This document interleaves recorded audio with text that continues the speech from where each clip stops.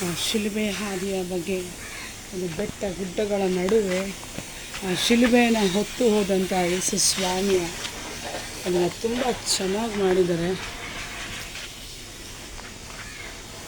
ಯೇಸು ಸ್ವಾಮಿಯ ಶಿಲುಬೆ ಹಾದಿನ ಕೂಡ ಅಷ್ಟು ಸುಂದರವಾಗಿ ಮಾಡಿದ್ದಾರೆ.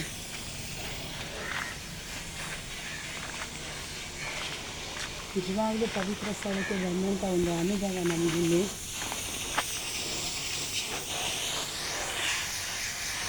ಆ ಕಲ್ಲುಗಳು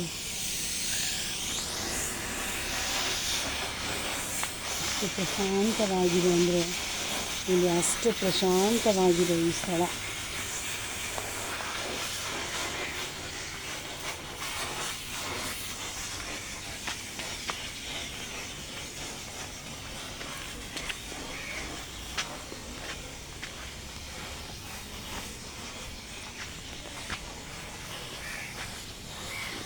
ಒಂದು ಯೇಸು ಸ್ವಾಮಿ ಶಿಲುಬೆ ಅದು ಹೇಗೆ ಬೆಟ್ಟ ಹತ್ಬಿಟ್ಟ ಎಲ್ಲ ಹೇಗೆ ಹೋದ್ರೋ ಅದೇ ರೀತಿ ಇದೆ. ಆಗ ನಾವು ಈ ಬೆಟ್ಟದ ಮೇಲೆ ಹತ್ತಿ ಇಳಿಯ ಹಾಗೆ ಇದೆ ಈ ಸ್ಥಳ. ಕಪಾಲ ಬೆಟ್ಟಕ್ಕೆ ಬಂದಿದ್ದೀವಿ ಈಗ.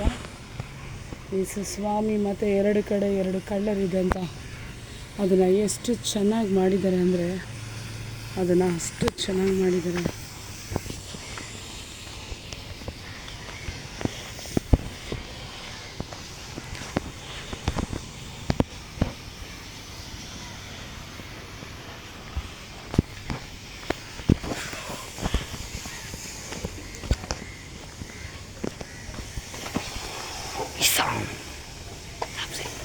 ಇದು ವ್ಯಾಕುಲ ಮಾತೆಯವರ ಹತ್ರ ಯೇಸು ಸ್ವಾಮಿಯನ್ನು ಅವರ ಮಡಿಲಲ್ಲಿಟ್ಟಂಥ ಸ್ಥಳ.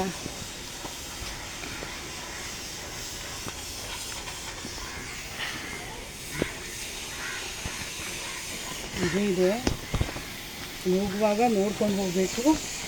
ಇದಾಗಿದ್ದೆ ನೆಕ್ಸ್ಟು ಯೇಸು ಸ್ವಾಮಿ ಬಂದು ಒಳಗೆ ಗುಹೆ ಒಳಗೆ ಹೊಸದಾಗಿ ತಗೊಂಡಂಥ ಗುಹೆ ಒಳಗೆ ಇರೋಂಥ ಸ್ಥಳ ಇದು.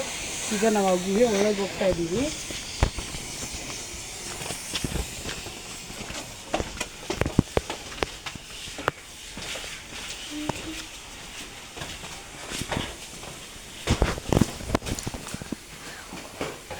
ಯೇಸು ಸ್ವಾಮಿ ಸತ್ತು 3 ದಿನಕ್ಕೆ ಬಂದು ಜೀವಂತವಾಗಿದ್ದಾಗ ದೇವದೂತರುಗಳಲ್ಲಿ ಕುತ್ಕೊಂಡಿದ್ದಾರೆ. ಅವರು ಸಮಾಧಿ ಮಾಡಿದಂಥ ಸ್ಥಳ ಇದು.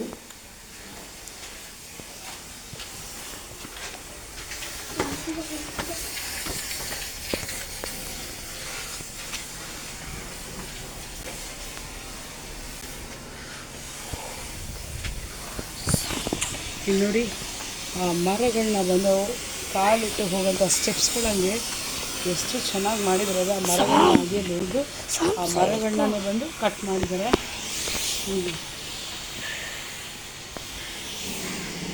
ಯೇಸು ಸ್ವಾಮಿ ಜೀವಂತವಾಗಿ ಇದ್ದಿದ್ದು ಅಂತ ಸ್ಮರಣೆ ಮಾಡಿದ್ದಾರೆ.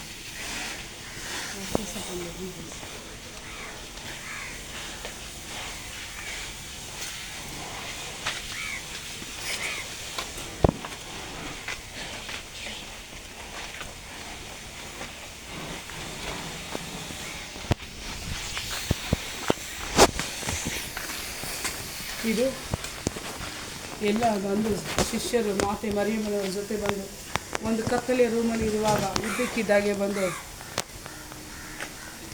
ಅಗ್ನಿಯ ನಾಳವಾಗಿ ಅಭಿಷೇಕ ಆದಂಥ ಒಂದು ಸ್ಥಳ.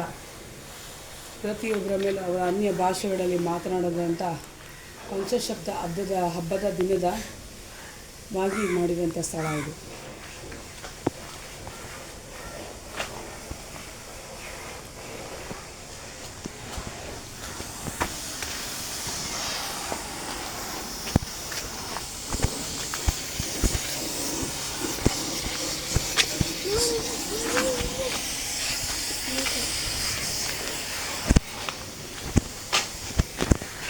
ಸಂತ ಥಾಮಸರು ಬಂದು ಯೇಸು ಸ್ವಾಮಿಯ ಗಾಯವನ್ನು ಇಲ್ಲಿ ಮುಟ್ಟಿ ನೋಡದೆ ನಾನು ನಂಬುವುದಿಲ್ಲ ಅನ್ನೋ ಸ್ಥಳ ಇದು.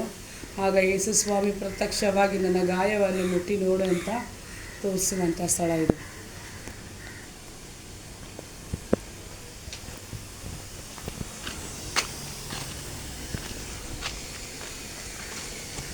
ಕೆತ್ತನೆ ಎಷ್ಟು ಚೆನ್ನಾಗಿ ಮಾಡಿದ್ದಾರೆ ಅಂದರೆ ಅಷ್ಟು ಚೆನ್ನಾಗಿ ಮಾಡಿದ್ದಾರೆ.